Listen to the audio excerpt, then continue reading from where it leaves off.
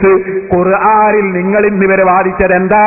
ഖുർആൻ വ്യക്തമായി പറഞ്ഞിരിക്കുന്നു, നബിയെ വിളിച്ച് സഹായം ചോദിച്ചാൽ മുശ്രിക്കാണ്, അബൂജഹലിനെ പോലെയാണ് എന്ന് ഖുർആനിൽ ഉണ്ടെന്നല്ലേ നിങ്ങൾ പറഞ്ഞത്? ഹദീസിൽ ഉണ്ടെന്നല്ലേ നിങ്ങൾ പറഞ്ഞത്? ഇനിയാണ് മൗലവി മുക്കാലിയിൽ കെട്ടി തല്ലുക എന്ന് പറഞ്ഞൊരു പരിപാടിയുണ്ട്. മുക്കാലിയിൽ കെട്ടി തല്ലുക എന്നൊരു പരിപാടിയുണ്ട്. കെട്ടാൻ പോകുന്നു മൗലവിയെ. ശരിക്കൊന്ന് ചിന്തിച്ചോ.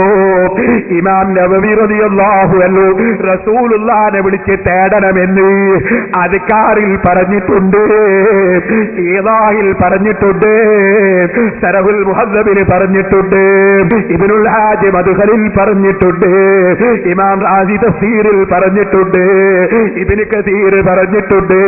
കഴിഞ്ഞ പ്രസംഗത്തിൽ ദശക്കണക്കിന് കിതാബ് ഞാൻ വായിച്ചിട്ടുണ്ട്. നിങ്ങളിപ്പം വന്നിട്ട് പറഞ്ഞതെന്താ മൗലവി?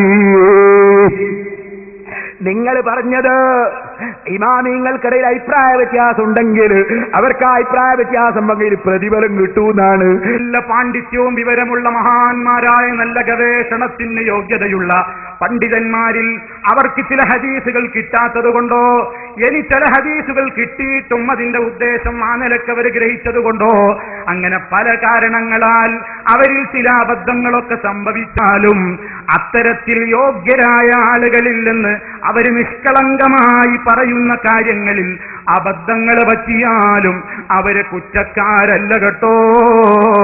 അള്ളാന്റെ അടുക്കൽ തെറ്റിയാലും അവർക്കൊരു പ്രതിഫലമുണ്ടെന്നാണ് ഇസ്ലാം പഠിപ്പിക്കുന്നത്.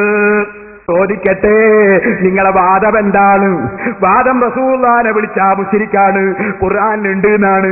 ഖുർആനിൽ അങ്ങനെ ഉണ്ടെങ്കിൽ അതിനെതിരായി പറഞ്ഞ ഇമാം നവവിക്കുള്ള പ്രതിഫലം കൊടുക്കോ മൗലവി? ഇബ്നു കസീറിന് പ്രതിഫലം കൊടുക്കോ മൗലവി? അള്ളാന്റെ ഖുർആനെതിരെ പറഞ്ഞ പ്രതിഫലമാണോ മൗലവി? നവവി ഇമാം റസൂലുള്ളാഹിനെ വിളിക്കാൻ പറഞ്ഞിട്ടില്ലേ? ഇബ്നുൽ ഹാജ് പറഞ്ഞിട്ടില്ലേ? അതുപോലെ ഒസാരി ഇമാം പറഞ്ഞിട്ടില്ലേ? അതേ ഇബ്നു കസീർ പറഞ്ഞിട്ടില്ലേ? റാസി ഇമാം പറഞ്ഞിട്ടില്ലേ? അവരൊക്കെ ഖുർആനിനെതിരെ പറഞ്ഞെങ്കിൽ അവർ കാഫിരീങ്ങളല്ലേ മൗലവി? ഇനി ചോദിക്കട്ടെ, നിങ്ങൾ ഇവിടെ വന്ന് ഇമാം നവവി റഹ്മത്തുള്ളാഹി അലൈഹി എന്ന് പറഞ്ഞില്ലേ? മഹാനായ ഇമാം നവവി റഹ്മത്തുള്ളാഹി അലൈഹി, മഹാനായ ഇമാം നവവി റഹ്മത്തുള്ളാഹി അലൈഹി കാഫിരിയക്ക് റഹ്മത്തുള്ളാഹി അലൈഹി പറയുന്നതിന്റെ വിധി എന്താ മൗലവി? ഖുർആൻ കൊണ്ടുവാ, ഹദീസ് കൊണ്ടുവാ.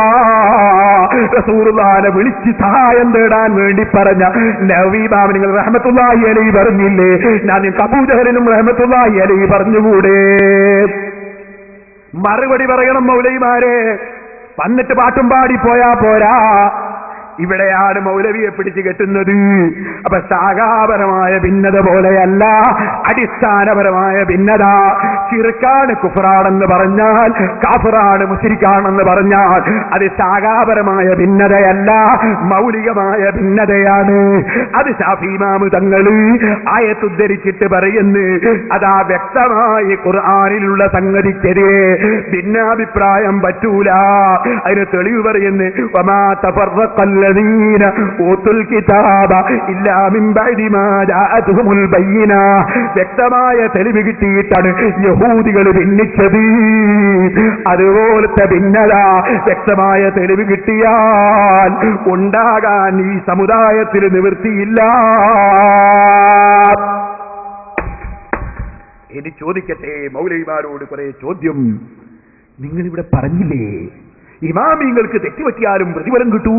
നവവി ഇമാമിന് തെറ്റുപറ്റിയതാണെന്നല്ലേ നിങ്ങൾ പറഞ്ഞത്? റസൂലുള്ളാഹിനെ വിളിക്കാൻ പറഞ്ഞത്?